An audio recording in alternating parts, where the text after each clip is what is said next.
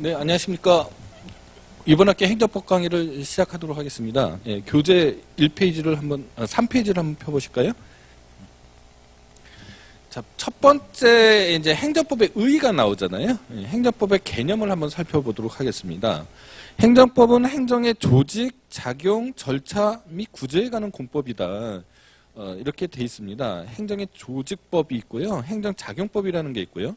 행정절차법이라는 게 있고 행정구제법이라는 게 있어요. 이렇게 행정법을 세분하면 이렇게 되는데, 행정조직이라고 하면은 뭐 예컨대 국가 내의 어떤 행정조직들, 또 지방자치단체에 있는 조직들, 그 다음에 조직의 권한이 어떤지, 그 권한을 어떻게 분배하는지, 그 권한을 어떻게 위임하는지, 또는 권한의 대리는 어떻게 되는지, 이런 것들, 또 그 국가나 지방자치단체를 구성하는 공무원들의 권리 의무는 어떤 건지, 또 지방자치단체는 어떤 역할을 하는 건지, 지방자치단체가 어떤 일을 하는 건지, 이런 것들을 공부하는 게 행정조직법입니다. 그리고 행정작용법은 행정의 행위 형식, 행정의 실효성 확보 수단, 그 다음에 개별 행정작용들, 이런 것들인데, 행정의 행위 형식은 여러분들이 나중에 이번 학기 강의를 쭉 들어보시면 아시겠지만 이 행정행위라는 게 있습니다. 이게 중심이 돼서요. 행정입법도 있고요. 그 다음에 확약도 있고 공법상 계약도 있고, 이런 것들이 행정작용이라고 하고 행정의 행위 형식이라고 하는데, 가장 중심이 되는 게 이제 행정행위라는 거예요.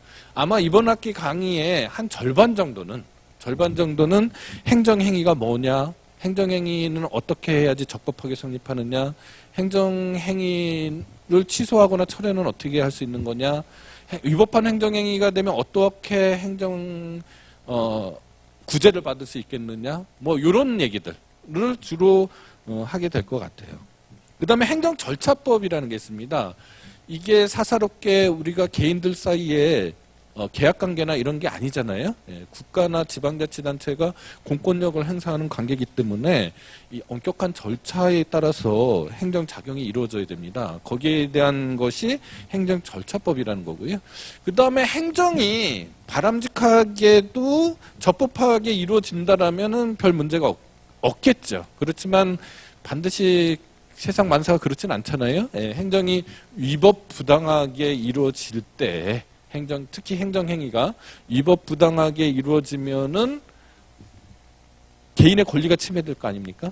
그 침해된 권리를 어떻게 구제받아야 되는지, 이런 거에 대한 탐구가 행정구제법이라는 법이에요.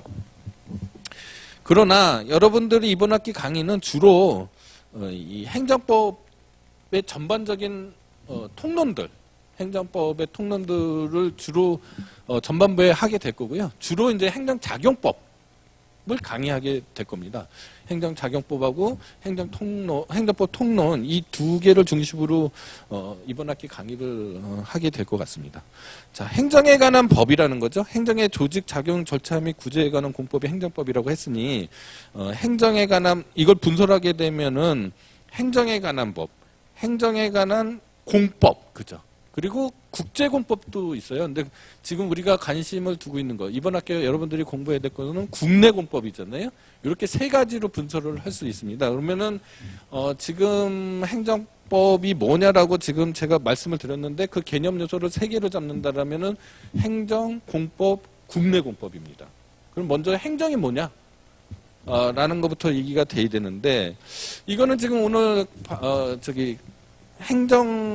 행정학과 학생들이 저보다 사실은 더 잘할 수도 있습니다. 우리 행정법의 탐구는 주로 그 행정을 어떻게 통제할 거냐에 관심이 있는 거잖아요. 근데 행정학이나 뭐 정책학 이런 데서는 그 통제가 아니라 행정을 어떻게 할 거냐가 관심이잖아요. 그래서 이 행정에 관한 개념은 사실은 우리 행정법학보다는 행정학에서 더 잘 돼 있을 수도 있습니다. 그런데 이 강의는 일단 행정법 강의니까요. 우리 행정법학에서는 행정의 개념을 보통 두 가지로 나눠서 생각을 하는데요. 하나는 이제 형식적인 개념으로 보는 겁니다.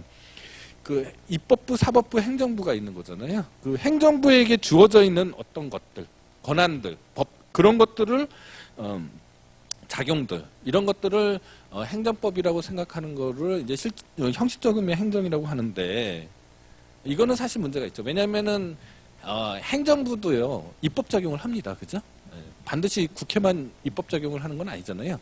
그리고 이 행정부도 이 사법작용 유사한 것들을 해요. 예컨대 뭐 행정 심판을 한다든지 이렇게 되면은 사법작용 유사한 것을 하게 됩니다. 뭐 준사법작용이라고도 하는데요.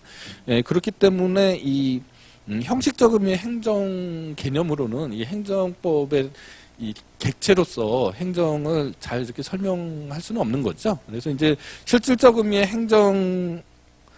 행정이 뭐냐를 따져야겠죠. 행정의 실질적 의미가 뭐냐. 이렇게 돼야 되는데, 이 견해에 따라서는 뭐 적극설이 있고, 소극설이 있고, 기간 양태설이라는 게 있습니다. 이 적극설은 어떠한 개념을 사용해서요. 어떤 징표, 행정의 어떤 징표들을 사용해서 행정이 이런 것이다라고 이제 적극적으로 정의하려고 하는 견해들인데요. 그런 것 중에는 목적설하고 뭐 결과 실현설 이런 것들이 있는데, 또 기간 양태설은 행정기관의 특징이 있었잖아요. 뭐 예컨대 상명 하복 관계라든지 뭐 개서제를 갖추고 있다든지 이런 거를 착안해서 여기에 착안해서 행정이라는 게 뭐다 이렇게 생각하는 건데 우리 행정법학에서는요 소극설이 일반적인 견해입니다. 소극설은 뭐냐면은 그냥 조금 무책임하긴 한데요. 이 국가 작용 중에서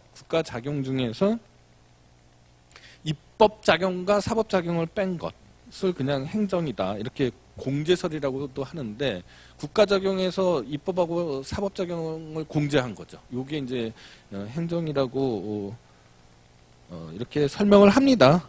설명을 하고요. 이렇게 설명하는 게 일단 정의하는데 큰 부담도 없을 뿐더러 그 다음에 새로운 어떤 행정 작용들이 나타났을 때 영역이 나타났을 때 포섭하기가 더 좋잖아요.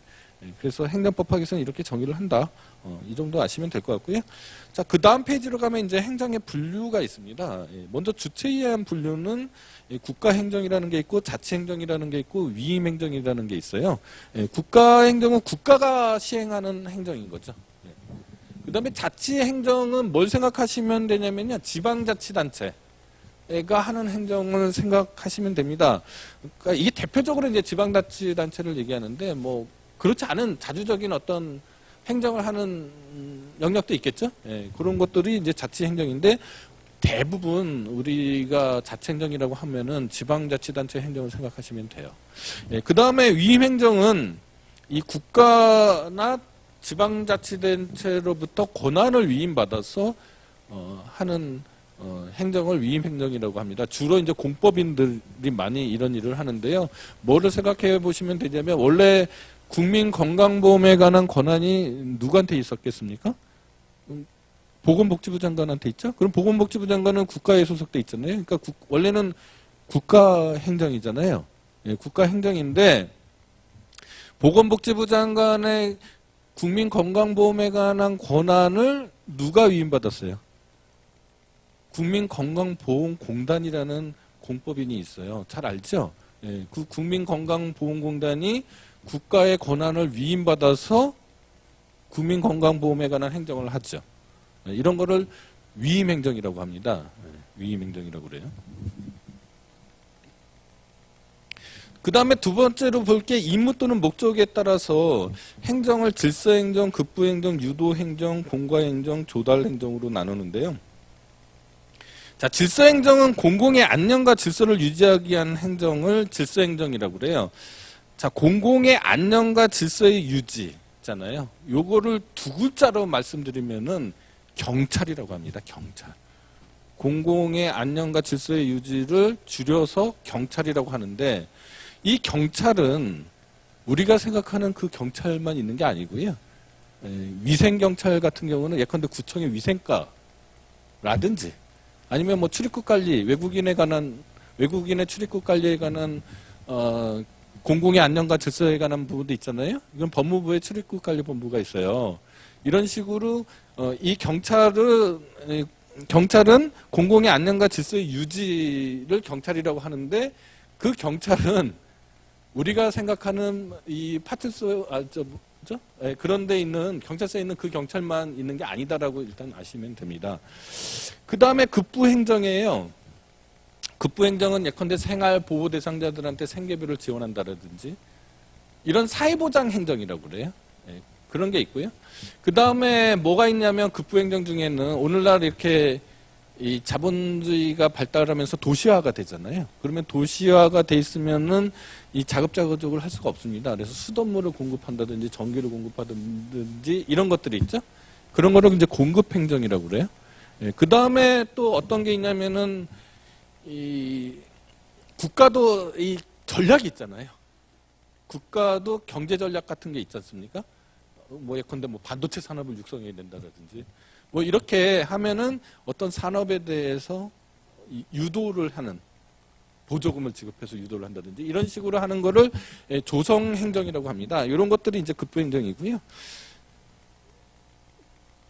유도행정에 관한 얘기는 이제 급부행정에 관한 얘기를 하면서 좀 설명을 해버렸네요.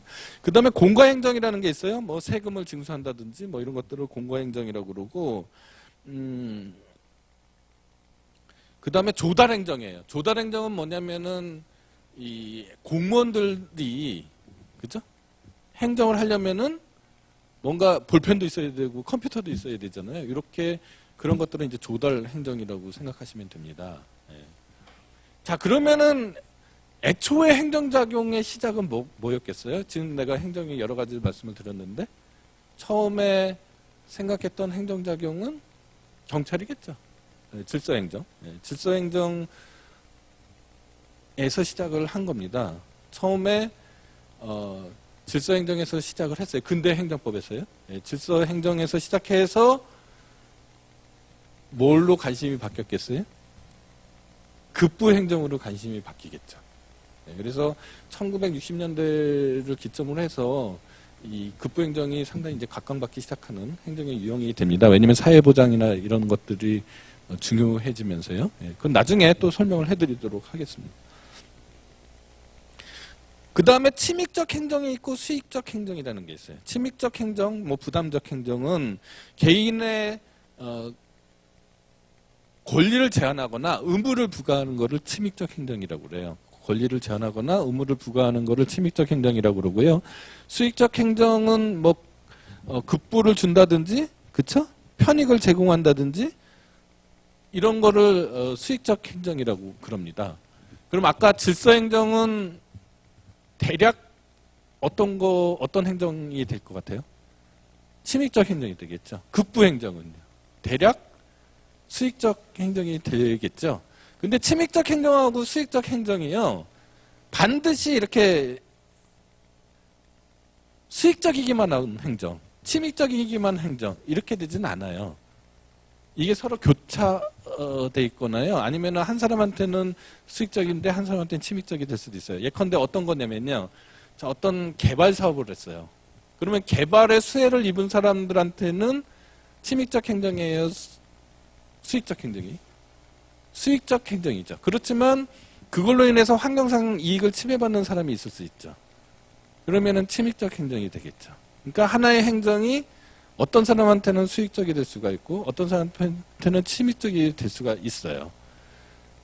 또 하나의 행정이 한 사람한테도요. 예컨대 아파트 건설 사업, 어떤 건설업자한테 아파트 건설 사업 승인을 해줬어요. 그러면 이게 수익적 행정이죠.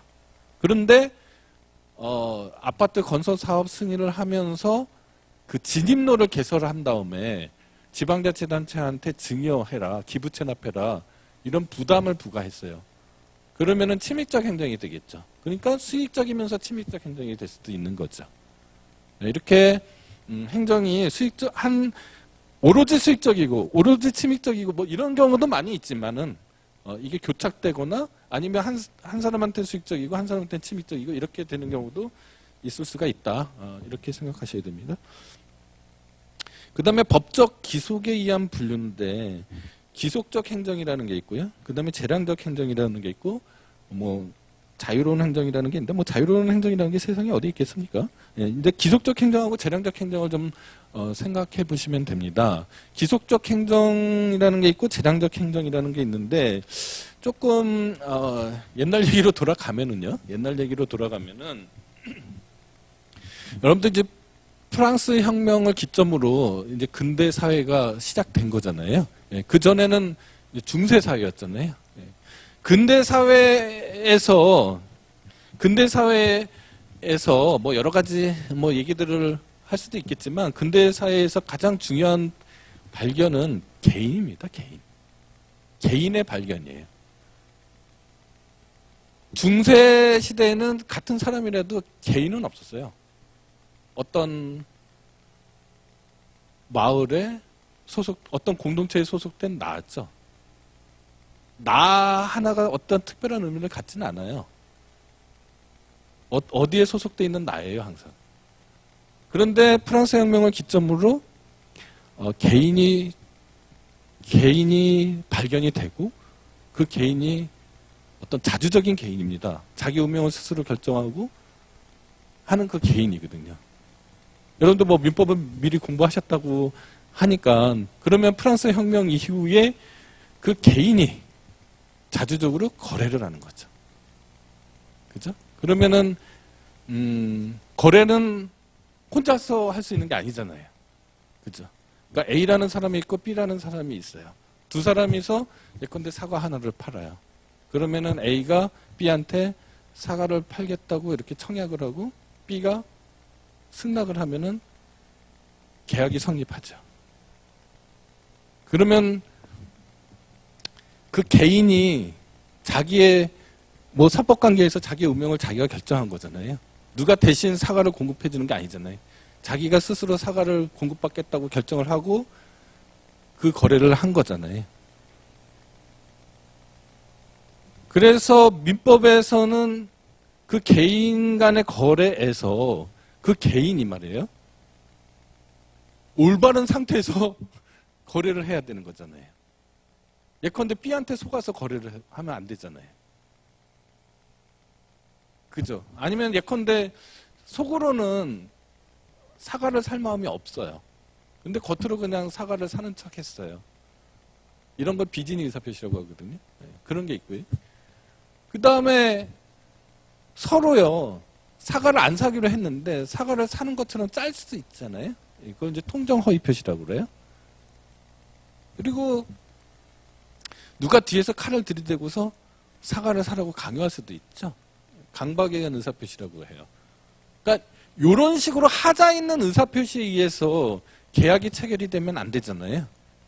그러니까 하자 있는 의사표시에서 계약이 체결됐는지 안 됐는지가 일단 민법의 관심사입니다. 왜냐하면은 이 사람이 사과를 제대로 거래하기 위해서는 자주적인 상태, 자기가 자기 스스로 결정할 수 있는 상태에서 거래가 돼야 되는 거잖아요. 그리고 그 계약은 사과를 예컨대 하나를 팔면은 B는 뭐 100원을 주겠다고 이렇게 되면은 그 둘 사이에 법률이 되는 겁니다. 그렇잖아요. 계약은 입법자가 둘인 법률이 되는 거예요. 그러니까 민법은 이런 데 관심이 있는 겁니다. 그러니까 프랑스 혁명 이후에 어떻게 하면 계약이 정상적으로 성립했는지, 어떠한 상태에서 계약이 성립돼야 되는 건지, 또 계약의 내용이 예컨대 마약을 파는 계약을 하면은 그는 계약의 효력을 인정해 줄 수 없는 거잖아요. 그럼 반사회적 법률행위라고 해서 무효라고 그래요. 이런 식으로 어떠한 내용의 계약을 체결해야지 효력이 있는지. 이런 데 관심이 있는 게 이제 민법이 되는 거고요. 근데 프랑스 혁명 이후에 그 형법으로 가면은요. 형법으로 가면은 내가 어떤 물건을 훔쳤어요. 훔쳤는데 내가 정신질환이 있어요. 조현병이 심해요. 이 사람을 처벌할 수 없죠. 그러니까 형법으로 가면 자기 책임에 따라서 책임이 있는 자만이 범죄를 저지를 수 있고 그런 자에게만이 형벌을 부과할 수 있게 되는 거죠.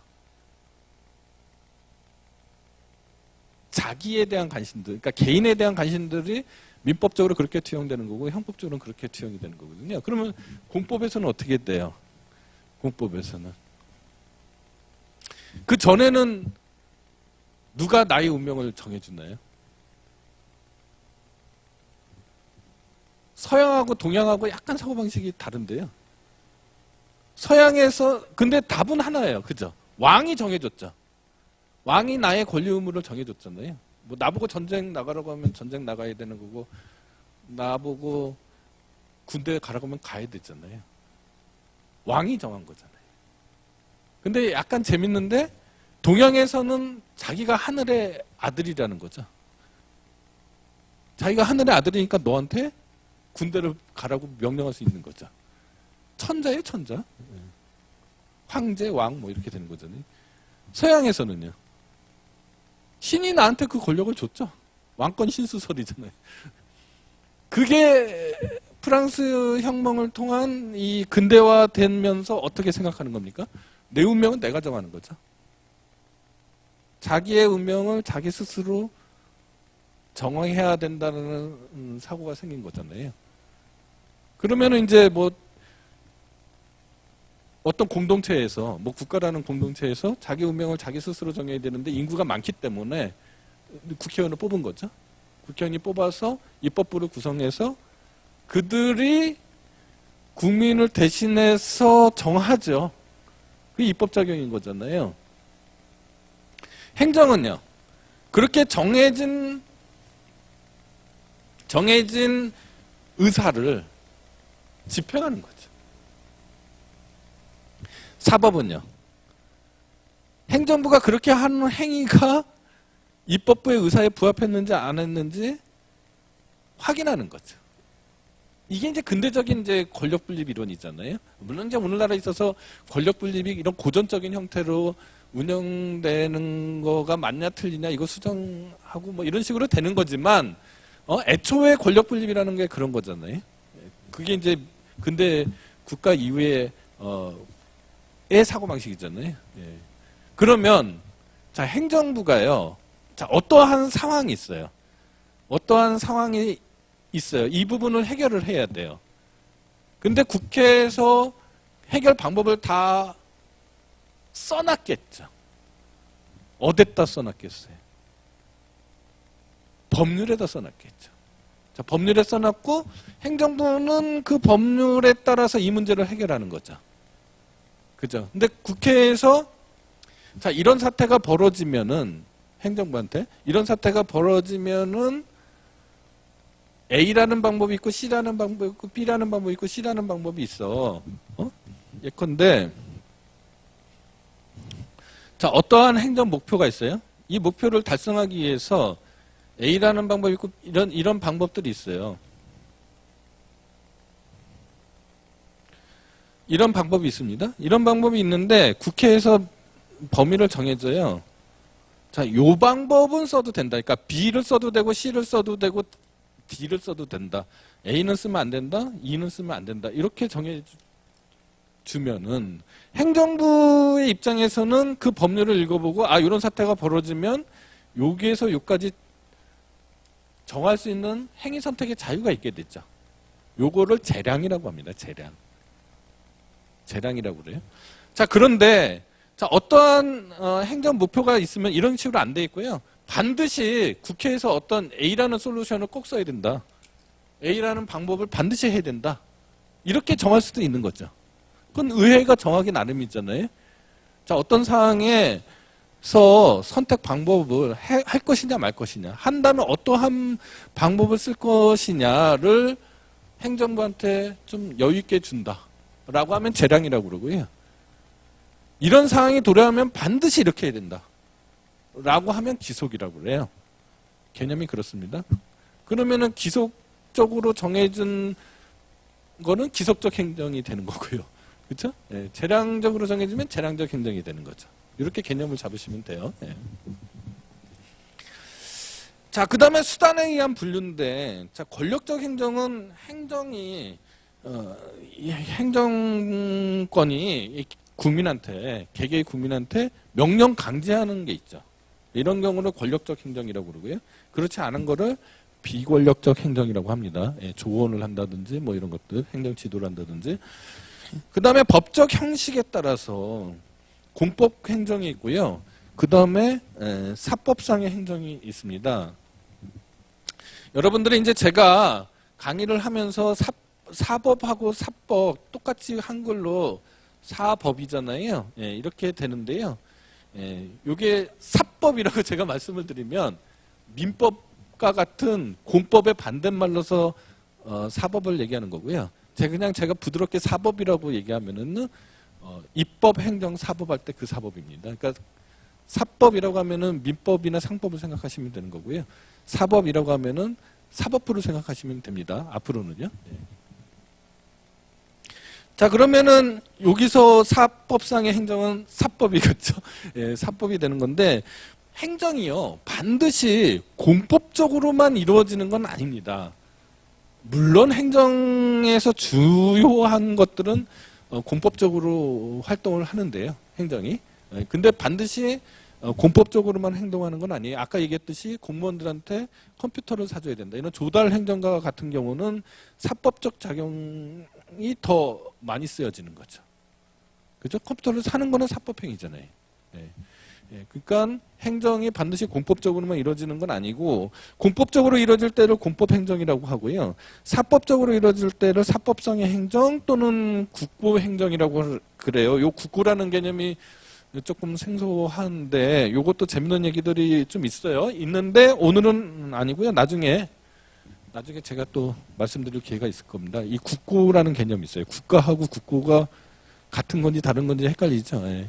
그건 나중에 다시 기회가 있을 때 또 말씀을 드리도록 하겠습니다.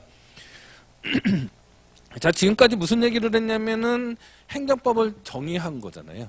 행정법은 행정에 관한 국내 공법이다 이렇게 설명을 했는데 개념을 말씀드렸는데 그래서 세 가지 개념이 중요한 거죠. 행정, 그 다음에 공법이 뭐냐? 이건 나중에 할 거고요. 그 다음에 국내 공법이 뭐냐?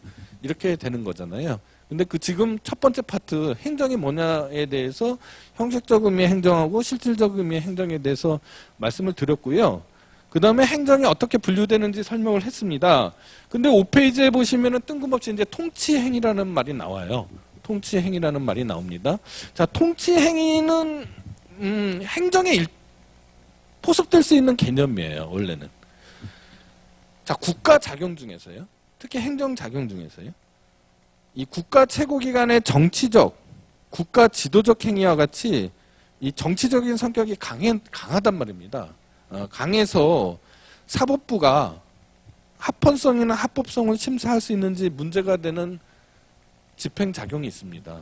그러니까 행정의 포섭은 되는데 행정의 포섭이 되고 그게 국민의 권리움에 영향을 미친다면은 법원에서 재판을 할 수 있어야 되는 거잖아요. 그게 잘 됐는지 잘못됐는지. 그렇죠? 예, 근데 고도의 정치성을 가지고 있어요. 그 행위가 고도의 정치적인 행위예요. 그러면은 사법부가 그걸 재판할 수 없는 거 아니냐, 그런 거는. 요런 데에서 착안된 문제가 바로 통치행위의 문제입니다.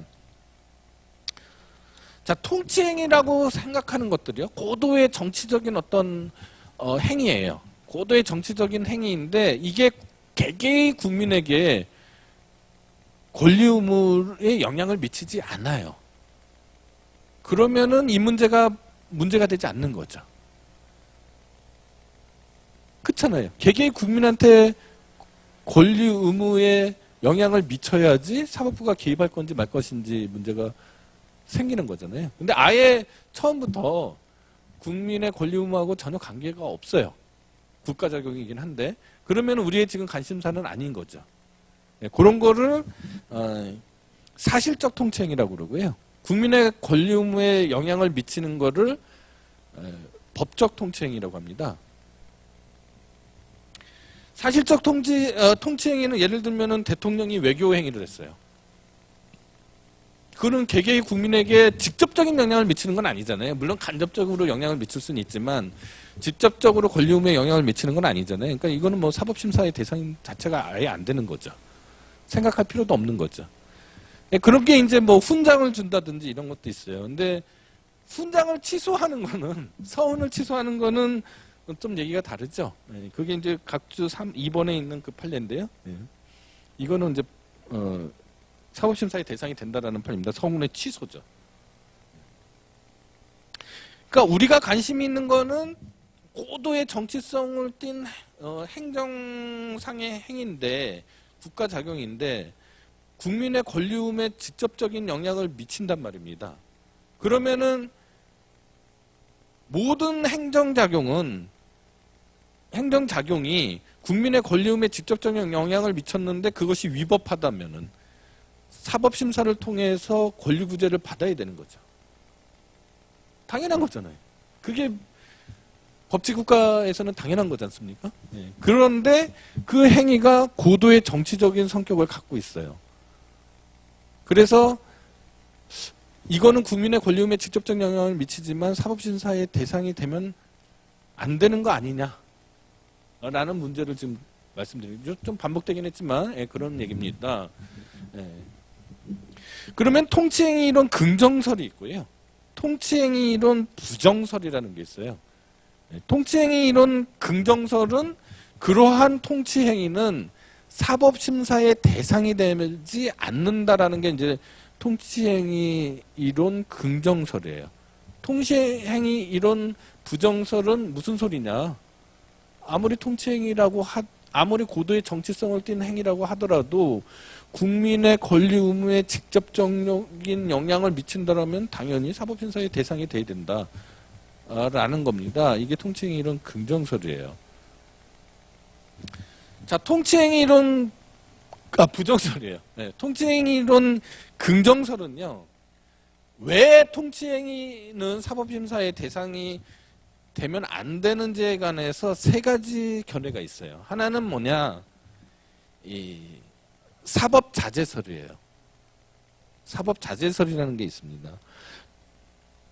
법원이 스스로 사법심사를 자제하기 때문에 통치행위는 법원 스스로가 사법심사를 꺼려야 된다라는 겁니다. 왜냐? 입법부나 행정부는요. 입법부나 행정부는 국민이 선출한 권력이죠. 그렇잖아요. 근데 사법부는 민주적인 어떤 정당성이 아예 없다고 얘기할 수는 없지만, 왜냐면은 뭐 대법원장의 경우에는 대통령이 국회의 동의를 얻어서 대법원장이 되는 거잖아요. 대법관은 대법원장이 제출한데 그것도 그런 간접적인 민주적 정당성은 있는 거죠. 있지만은 선출 권력은 아니에요. 선출된 권력은 아닙니다. 직접적인 민주적 정당성은 없습니다. 따라서 사법부 스스로가 정치하고 무관하게 탄생한 권력이잖아요. 근데 정치 문제에 개입하게 되면 안 된다라는 거죠. 이게 이제 사법 자제설이고요. 그리고 만약에 사법부가 정치 문제에 끼어들기 시작하면은 어떤 문제가 생긴다라고 생각하냐면요. 정치는요. 정치 문제는 100% 지지는 없잖아요. 그죠? 근데 사법부의 행위는, 재판 행위는 항상 승패가 있거든요. 그렇잖아요. 무승부는 없어요. 사법 재판에서. 그죠? 재판에서 무승부는 없잖아요. 항상 A가 이기든지 B가 이기든지, 원고가 이기든지 피고가 이기든지, 검사가 이기든지 피고인이 이기든지 이렇게 되는 거지 않습니까? 그래서 정치 문제에 사법부가 승패를 결정해주면 최대한 50% 지지밖에 못 받는 거죠. 근데 사법부가 50%의 신뢰를 잃게 되는 거죠. 50%의 지지를 받을 수는 있어도 50%의 신뢰를 잃게 되는 거 아닙니까? 이렇게 되면은 이 사법부의 생명은 말입니다. 재판의 생명은 신뢰거든요. 국민의 신뢰. 국민이 재판을 신뢰하지 않으면은 사법부는 견뎌내기가 어렵습니다. 왜냐면은 이 사법 권력은요 아무것도 없어요. 신뢰에 따른 국민의 승복밖에는 사법부의 권력을 유지해서 줄 수 있는 건 그밖에 없는 거거든요. 예컨대 행정부 권력은 뭘로 유지가 됩니까? 뭐 경찰력도 있고 군인도 있고 그렇잖아요. 근데 사법부는 그런 게 없거든요. 그러니까 국민의 신뢰를 받지 못하는 사법 권력은 이건 거의 어려워지는 일이거든요. 그러니까 아예 정치 문제는 우리는 어차피 정치적으로 선출된 권력도 아니고 신뢰도 저버릴 수 없기 때문에 받아야 되기 때문에 아예 정치 문제에 우리 개입하지 않겠다. 이런 논거가 이제 사법자재설이 되는 겁니다. 그 다음에 재량행위설이라는 게 있어요. 재량행위설은 이 고도의 정치적인 행위는 아까 재량에 대해서 제가 설명했잖아요. 이 재량의 폭이 너무 넓기 때문에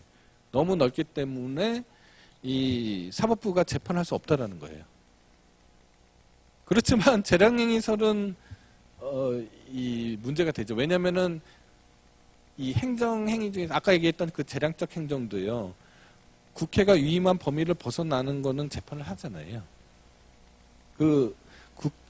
의회가 준 자유 영역 안에서 한 행동은 사법부에서 잘못됐다고 얘기는 안 하지만 위법하다고 얘기는 안 하지만 아까 그 그림에서 A하고 E를 선택했을 때는 아까 B, C, D만 허용 범위가 있다라고 생각한다면 A하고 E를 선택하면은 위법하다고 재판을 합니다. 그러니까 아예 재판을 안 하는 영역이 아니거든요. 그러니까 요런 거는 거기에 비춰보면 문제가 있는 거죠. 그래서 이 통치행위 긍정설에서 재량행위설을 통해서 통치행위가 긍정돼야 된다. 통치행위 이론이 긍정돼야 된다라고 주장하는 견해는 거의 없습니다. 네. 그 다음에 이제 내재적 한계설이라는 게 있어요. 내재적 한계설이라는 게 있습니다. 자, 국민주권의, 그러니까 헌법상의 원리들이죠. 헌법상의 원리들이 법치국가의 원리만 있는 건 아니잖아요. 국민주권의 원리가 있고요. 민주주의 원리도 있고, 이런 권력분립의 원리도 있고, 이런 원리들, 헌법 원리들 중에 하나가 법치국가의 원리잖아요. 그러면은 국민의 권리 의무에 직접적인 영향이 있는 국가 작용은 반드시 재판을 받아야 된다. 사법심사를 받아야 된다. 사법부의 통제를 받아야 된다. 라고 하면은 그것은 법치국가의 원리에서 파생된 사고방식이잖아요. 근데 헌법상의 원리는 법치국가의 원리만 있는 게 아니다라고 제가 말씀을 드렸잖아요. 그러면 고도의 어떤 정치적인 행위, 이런 것들은 어떤 민주주의 원리라든지 아니면은 국민주권의 원리라든지 이거에 의해서 그런 사고방식에서 그런 행위들이 일어날 수도 있는 거잖아요. 그러니까 각각의 헌법 원리들이 조화를 이루어야 되기 때문에 그 각각의 헌법 원리가 100% 완벽하게 구현되는 게 아니다. 조화를 이루어지는 범위 내에서 한계도 있고 그런 것이다. 그러면은 통치행위를 재판하지 않아야 된다라는 거는 어떤 법치국가 원리의 한계다라고 설명하는 거예요. 이런 식으로 하는 거를 내재적 한계설이라고 합니다. 자, 통치행위 이런 부정설은요. 부정설은 자, 현대국가에서요. 현대국가에서 특히 우리 헌법에서요. 국민의 재판 청구권이 있단 말입니다. 그죠? 그러니까 국민이 어떤 권리 의무에 직접적인 영향을 받는 국가의 행위에서 위법한 국가의 행위에서 자신의 권리이익이 침해를 받았단 말입니다. 그러면 그거에 대해서 재판을 받을 수 있는 거를 헌법에서 보장하고 있다. 그렇죠? 재판 청구권이라는 기본권이 있어요. 네. 그리고 행정소송법에 개괄주의를 채택하고 있다. 개괄주의하고 이제 열기주의라는 게 잘 뭔지 모르시죠? 개괄주의의 반대말이 열기주의라는 게 있어요. 우리가 이제 해방되기 전에는 일제시대였잖아요. 일제강점기였잖아요. 그 일제강점기 때 우리나라에 뭐 행정소송법이 있지 않았어요. 식민지 조선에서는 행정소송이 없었습니다. 일본 본토에만 행정소송이 있었어요. 네. 근데 그 일본 본토에서 하는 행정소송법, 당시에는 행정재판법이라고 그래요. 네. 근데 거기에 어떻게 돼 있느냐면요. 행정작용이 국민의 권리 의무에 직접적인 영향을 미치기만 하면, 그죠? 무조건 소송을 할 수 있다는 게 개괄주의인데요. 열기주의는 뭐냐면요. 행정작용이 국민의 권리 의무에 직접적인 영향을 미칠 뿐만 아니라 목록이 있어요. 조세사건, 식품위생법상의 어떤 영업허가 이렇게 목록을 정해줘요. 거기에 해당하는 것만 소송을 해주겠다. 카테고리가 있는 거죠. 그게 열기주의예요. 근데 일제강점기 때의 일본의 행정재판법은 열기주의를 채택하고 있었어요. 물론 일본만 그러진 않고요. 몇몇 유럽에 있는 몇몇 국가들도 열기주의를 채택한 경우가 많이 있었습니다. 그러니까 거기에서는 행정작용이 국민의 권리움에 직접적인 영향을 미치더라도 재판을 못할 수가 있죠. 그 카테고리 안에 들어가 있어야 되잖아요. 목록 안에 있어야 되잖아요. 근데 오늘날의 현대국가에 있어서 문명화된 현대국가에 있어서 열기주의를 채택하는 국가는 문명국가가 아닌 거죠. 그럼 우리나라는 지금 어떻게 했어요? 당연히 개괄주의겠죠. 네. 그러면 오늘날에 있어서 행정소송법에 개괄주의가 채택돼 있는데 통칭이라고 해서 소송을 못하게 하는 게 말이 되느냐는 거죠. 네. 이런 식의 사고방식으로 통칭이라는 관념 인정할 수 없겠다라는 게 이제 통칭 이론 부정설이에요. 자, 그러면은 현실에서 어떻게 됐느냐? 현실에서 판례를 한번 보면은요. 대법원 판례를 보면은 박정희 대통령이라는 분을 알고 계시죠? 분이라는 걸 뭐 붙이기가 좀 그런데 하여간 그분이 대통령인 때 항상 계엄령이었잖아요. 긴급조치 뭐 이런 것도 있었고. 예. 그때의 권위주의 정부에서 이 계엄령을 대통령이 선포하고요. 예컨대 5인 이상 모이면 5인 이상 하니까 요새하고 좀 비슷하긴 한데 그러니까 거기는 지금은 뭐 당연히 합당한 목적에 의해서 그렇게 된 거지만 그 당시에는 집회금지입니다. 데모하면 안 되는 거니까. 그래서 예컨대 뭐 3인 이상 모이면 안 된다. 그럼 그거를 원래 법률로 정해야 되잖아요. 그 법률도 위헌이겠죠. 네, 그러나 그 당시에 대통령이 그렇게 계엄령을 선포를 해요. 긴급조치나 계엄령을 선포를 합니다. 선포만 한다고 해서 그게 지켜지진 않죠. 네? 그걸 어기면 처벌 규정이 있겠죠. 뭐 징역 1년에 처한다. 뭐 이런 식으로요. 자, 그러면 어떠한 일군의 어떤 예컨대 뭐 시민운동하는 분들이 정권에 반대하는 그런 집회를 했어요. 그러면 이 사람들이 체포돼서 잡혀가겠죠. 그죠? 잡혀가서 형사재판이 열리겠죠. 그러면은 이분들이 그 계엄령은 위헌이다. 라고 주장하겠죠. 위헌이니까 위헌인 형벌을 받을 수 없다. 이렇게 이제 주장하지 않겠습니까? 그러면은 법원에서 뭐라고 얘기했냐면 계엄령의 당부는 통치행위라는 거예요. 계엄령의 선포행위는 통치행위니까 통치행위 이런 긍정사례하면 어떻게 돼요? 계엄령이 잘 됐는지 잘못됐는지 위헌인지 합헌인지는 판단 안 하겠다는 거죠. 그러니까 처벌받아야 되는 거죠. 이런 식으로 작동을 했어요. 작동을 했는데 그 다음에 이제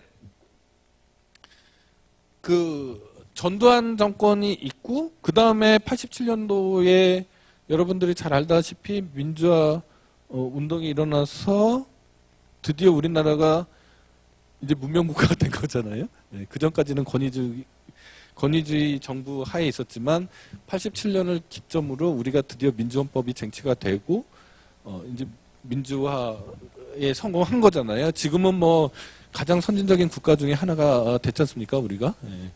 그런데 그 당시에 이제 전두환 정권하고 전두환과 노태우 그 두 양반을 그 군사 반란죄로 나중에 이제 재판을 하게 되잖아요.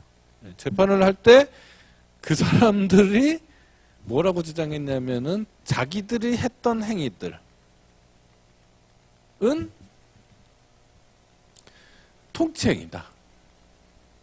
그러니까 자기들이 계엄령을 선포해서 정권을 장악해 냈잖아요. 그러니까 그거는 통치행위라고 했는데 법원에서 안 받아줬어요. 그래서 처벌이 됐잖아요. 네? 그쵸? 무기징역인가 받았었잖아요. 네. 그 다음에 이제 극적으로 설명되는 게 뭐냐면은 오늘 강의하는 통치행위 강의에 이제 그 판결문상에 가장 이렇게 잘 설명되어 있는 게 어떤 거냐면은 지금 국가정보원장을 하고 계시는 분이 누구예요? 박지원 씨죠? 이 박지원 씨가 원래 김대중 대통령 때 비서실장인가를 했지 않습니까? 근데 김대중 대통령의 치적 중에 하나가 그 당시에 북한의 누구예요? 김정일 위원장을 이랑 회담을 한 거죠. 근데 뭐 지금은 어떨지 모르겠지만 그 당시로는 이 북한이 이제 경제적으로 어렵기 때문에 항상 뒷돈을 요구하는 거죠. 그러니까 남북 정상회담이 이루어질 때 자금이 좀 북한으로 간 거죠. 근데 북한한테 돈을 주려면은요, 여러 가지 법적인 절차들이 있어요. 예컨대 통일부 장관의 승인을 얻어야 된다라든지, 이런 식의 또 외국한 거래를 하려면은 다 어떤 절차들이 있습니다. 그걸 어기게 되면은 처벌을 받게 돼요. 그래서 김대중 정권 때 남북 정상회담이 있었고, 그 다음에 박지원 씨가 그 물밑 접촉을 하면서 이제 돈을 준 거죠. 그런데 이제 노무현 대통령이 됐는데, 노무현 대통령 시절에 여소야대 상태였습니다. 그래서 야당에서 이 문제를 넘어가지 않은 거죠. 그래서 박지원 씨 처벌해야 된다. 해가지고 박지원 씨가 재판이 형사적으로 기소가 됐습니다. 그래서 형사재판이 일어났는데 형사재판에서 박지원 씨가 뭐라고 듣지 않겠습니까? 통치행위다. 그래서 사법부 니네가 재판하면 안 된다. 라고 주장한 거죠. 거기에 대한 답이에요. 7페이지에 보시면 박스 안에 있습니다. 그 사실관계는 지금 설명한 거고요. 자, 판시 사항을 한번 읽어보도록 할게요. 자, 대법원은 이펀적 법치국가의 기본 원칙은 어떠한 국가 행위나 국가 작용도 헌법과 법률에 근거하여 그 테두리 안에서 합법적으로 행해질 것을 요구하며 이러한 합법성과 합법성의 판단은 본질적으로 사법의 권능에 속한다. 이거 뭐 당연한 얘기죠. 그죠? 사법이라는 게 그런 거잖아요. 그런데 그 다음부터가 이제 통치행위에 관한 얘기예요. 다만 국가 행위 중에는 고도의 정치성을 띈 것이 있고 그러한 고도의 정치행위에 대하여 정치적 책임을 지지 않는 법원이 정치의 합목적성이나 정당성을 도외시한 채 합법성의 심사를 감행함으로써 정책 결정이 좌우되는 일은 결코 바람직한 일이 아니며 법원이 정치 문제에 개입되어 그 중립성과 독립성을 침해당할 위험성도 부인할 수 없으므로 고도의 정치성을 띤 국가행위에 대하여는 이른바 통치행위라고 하여 법원 스스로 사법심사권의 행사를 억제하여 그 심사 대상에서 제외하는 영역이 있다. 자, 요까지 읽어보면은 뭐가 되는 거예요? 통치행위 이런 긍정설에 있습니까? 부정설에 있습니까? 긍정설에 있는 거죠. 통치행위 이런 긍정설에 있는데 그 논거는 뭐예요? 사법자재설과 내재적 한계설이죠. 이 두 가지 견해를 합쳐서 근거로 제시하면서 통치행위 이론 긍정설에 있는 거죠. 다만 조금 달라진 게 뭐냐? 계엄령 판례하고 달라진 점은 뭐냐? 그 다음이에요. 그러나 이와 같이 통치행위의 개념을 인정한다고 하더라도 과도한 사법심사의 자제가, 그러니까 통치행위라고 해서 과도하게 사법심사를 자제해서 기본권을 보장하는 법치주의 이념을 구현해야 할 법원의 책무를 태만히 하거나 포기하는 것이 되지 않도록 그 인정을 지극히 신중하게 해야 된다. 그리고 그 판단은 오로지 사법뿐만에 의해서 이루어져야 된다. 라고 한 거예요. 그러니까 통치행위 이런 긍정설에 있지만 그 인정을 만연히 넓혀서 해석하지는 않겠다. 다만 그 판단도 또 법원만 할 수 있다. 뭐 이런 얘기입니다. 따라서 남북정상회담 개최 자체는 통치행위다.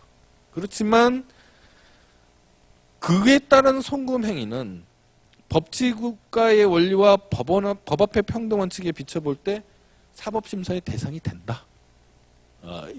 이렇게 판결을 선고했습니다. 요 판례가요. 요 판례가 통치행위에 관한 가장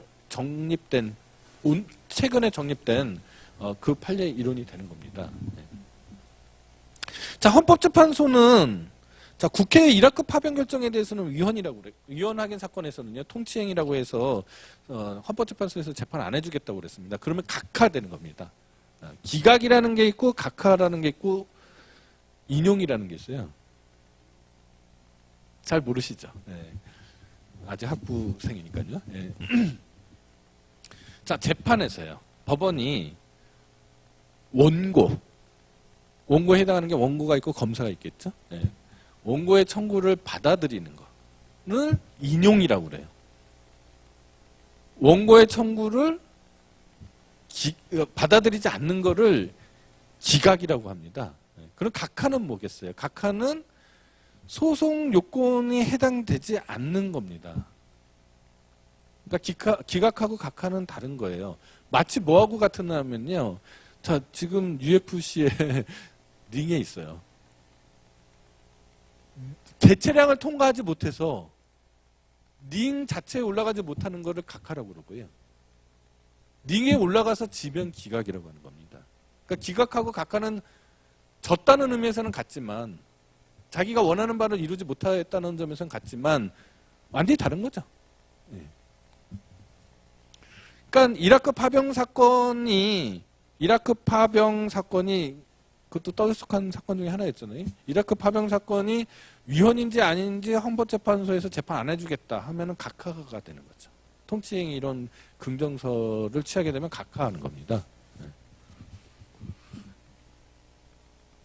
그런데 대통령이 발한 금융실명거래 및 비밀보장에 관한 긴급 재정 경제 명령에 대한 위헌 확인 사건에서는 이건 통치행위가 아니라고 그랬어요. 그래서 사법심사의 대상이라고 했습니다. 네, 이런 판례들이 있다. 네. 자, 그러면은 여러분들은 너는 도대체 무슨 견해를 취하고 있느냐? 궁금하시겠죠? 네, 저는 통치행위 이론 긍정설에 있습니다. 제 입장은요. 뭐 판례하고 좀 다소 다른데요. 네.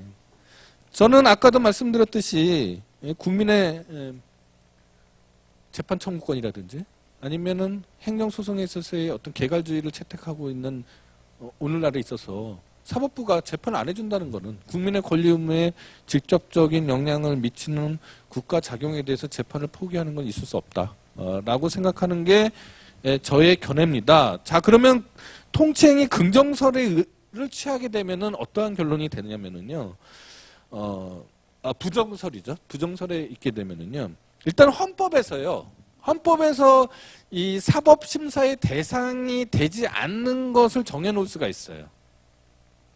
우리 헌법에도 있습니다. 뭐가 있느냐면은 국회의원의 징계나 제명 처분에 대해서는 법원에서 그것에 대한 잘잘못을 따질 수 없어요. 국회의원의 징계나 제명 처분에 대해서는 국회가 자율적으로 정하는 거지.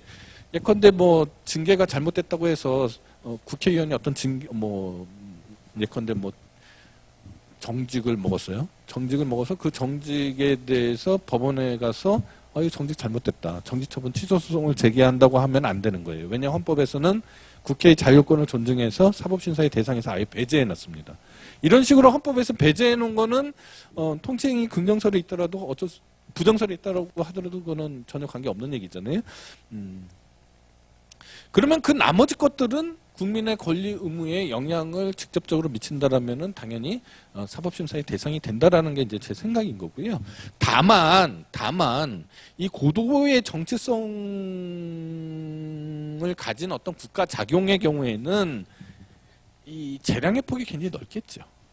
재량의 폭이 굉장히 넓기 때문에 거기에 따라서 사법심사의 밀도가 낮아질 수는 있겠다.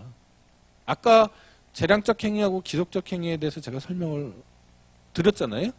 재량적 행정에 있어서는 자유의 영역 안에 있는 행정청이 선택할 수 있는 국회가 줬기 때문에 선택할 수 있는 영역 안에서 행위를 잘못했다고 얘기할 수는 없는 거잖아요. 네. 마찬가지로 통치행위는 그 영역이 넓다. 그렇기 때문에 자연스럽게 사법심사의 밀도가 약화될 수는 있겠다. 그렇지만 재판 그 자체를 포기할 수는 없겠다라는 게 일단 제 생각인 거고요. 자, 판례를 평가함에 있어서는 가장 최근에 정립된 판례가 아까 얘기했던 박지원 씨에 대한 대북 송금 사건이잖아요. 예, 그 사건에 있어서 법원이 그동안에는 다소 좀 다른 태도죠. 그동안에는 웬만하면 통치행위라고 해서 사법심사를 하지 않고서 했는데, 이 박지원 씨 사건에서 이 사법심사의 기준을 설정을 해준 거잖아요.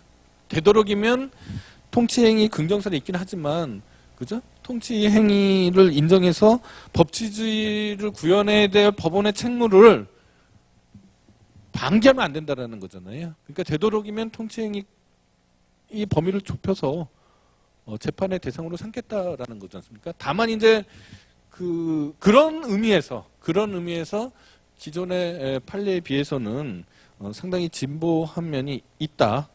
제 관점에서 보건데요. 그렇지만 또 그 기준을 설정하고 그 판단을 사법부에 의해서만 이루어진다고 하는 거는 또 자기가 개입할 여지 또 있지 않겠느냐. 뭐 이런 생각을 해보게 됩니다. 예, 오늘은 여기까지 강의를 하고요. 예, 다음 시간에는 행정에 관한 공법과 사법의 주로 이제 구별 문제, 그리고 행정이 국내 공법이라는 것에 대한 설명, 그 다음에 행정의 어떤 지도 원리들, 이런 것들을 같이 공부해 보도록 하겠습니다. 예, 감사합니다.